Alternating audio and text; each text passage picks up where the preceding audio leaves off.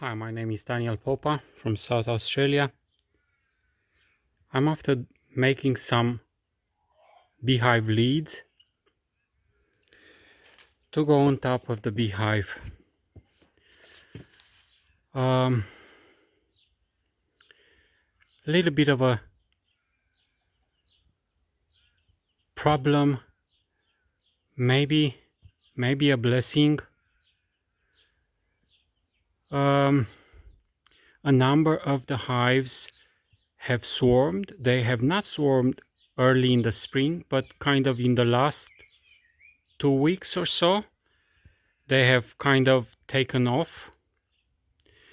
And for me, this is where the rubber meets the road, kind of. I have done much of what I could to prevent that, and it looks like in a good part the bees are running ahead of me. Now, many years ago, I hear from beekeepers back in Romania that they had a similar situation where they struggled to keep the bees in the box.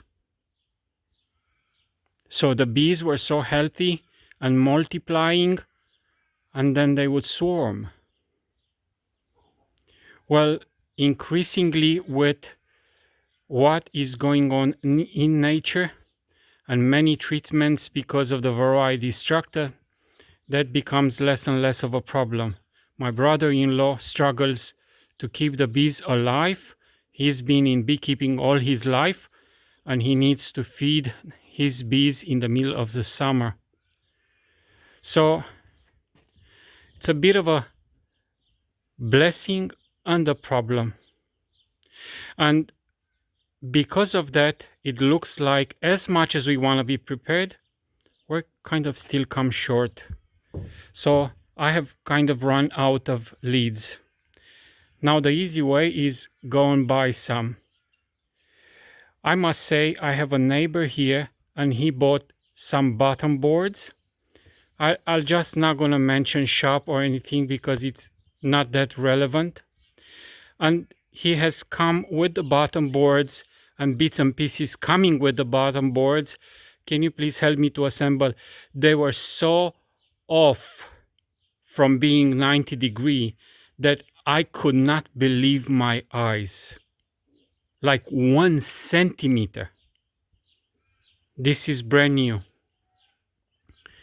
So I don't think just going and buying stuff sort the problem, but we need to buy what it's difficult to make, and those will be boxes and frames and things like that.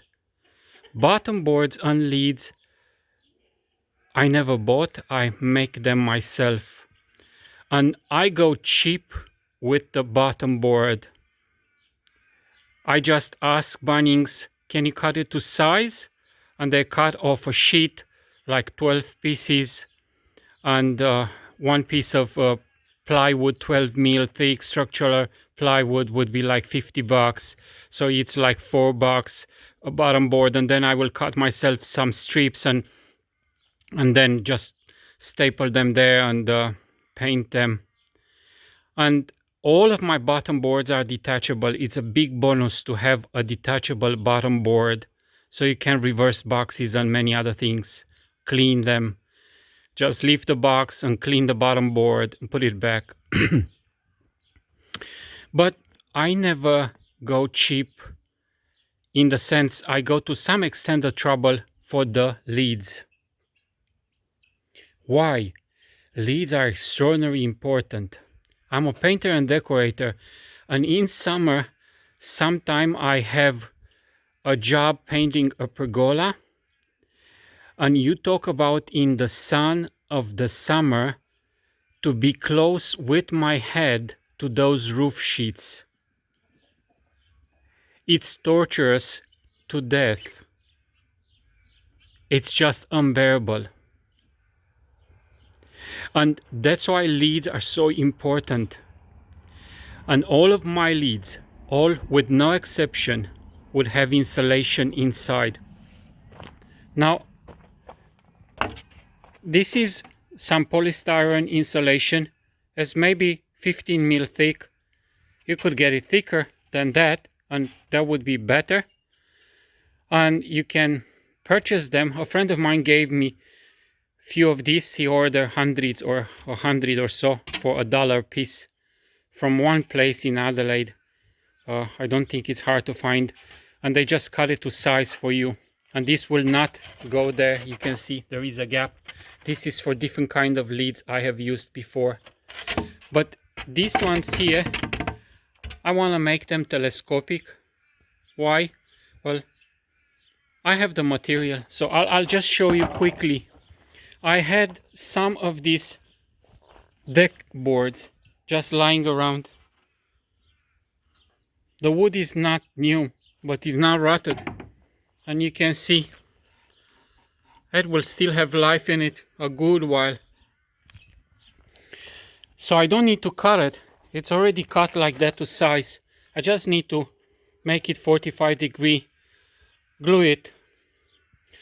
And what well, I've never thought of this before, but I have a problem. I have ordered those metal covers from Fielders before, and they come just a little bit under $10 a piece. Last time when I want to reorder, they said, sorry, we forgot to charge you some labor costs, and they will be $17 a piece. I just could not go there because my bees have not started collected golden nuggets. And since I am saying that, we're a little bit pushed as beekeepers. I have advertised having few hives for sale this year, and a gentleman called, I think, the other day, and you could say by his attitude, oh, depend what's the price, or something like this. I take offense in it. We're walking on a bad path. Yes, we all like cheap. I must admit that. If I go to Bunnings, I look for a reduction in price or something. But we have to be aware that us, the farmers, whoever, you just keep livestock or whatever, we're competing with rubbish coming from elsewhere. And people just want to pay peanuts because they don't realize what is involved in our work. And how can you compete? You just go broke. So we're kind of pushed to think it through. So this time I have purchased some blue board. This is called blue board. This is like a cement sheet. It is especially for exterior. And one thing, it's heavy, which I like for a lid. I don't want to, well, I have put bricks on the hives to keep the lid down, and then spiders make their nest inside those holes of the bricks and would just gorge on my bees. And well, I don't like that idea. So if I could, that's why I have opted, since I have the material, I'll make them telescopic and they just go over the box like a hat. And since they're heavy, they're gonna stay for sure. They're not gonna be blown away. And if you put a good exterior paint on, I think you could have a good life out of this. Very easy to recoat just with a small roller in winter or something when there is a cold day and bees are not flying. Just put another coat on and off you go. I don't think there is problem with that. I made them to overlap a little bit, few mil, because I want to run some silicone here, possible. I'm not sure. Maybe yes, maybe not. On the bottom. And since I want to put inside insulation, I'm gonna put insulation like that, and then I'm gonna put like this sort of board, 6 mil, which is called OSB.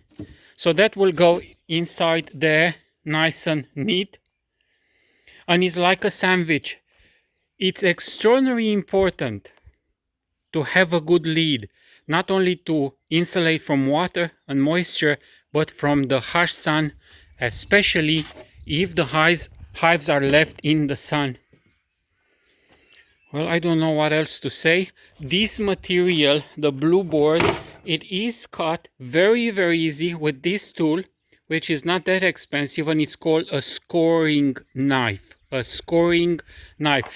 You just gonna make like that. You just score it, and then you just bend it, and off you go with that. Well, we are live, and my beautiful cat has caught a mouse. And I think this is, I don't know what number mouse of the day. This is a very poor mouse. Plushu.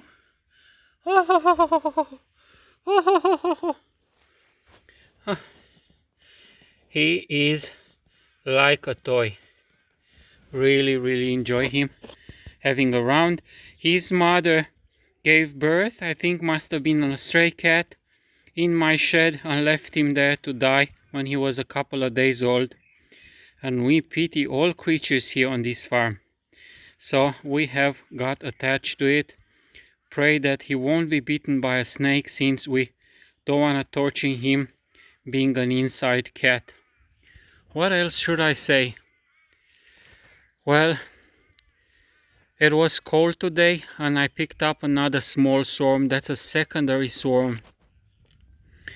And I'm a beginner. I'm learning.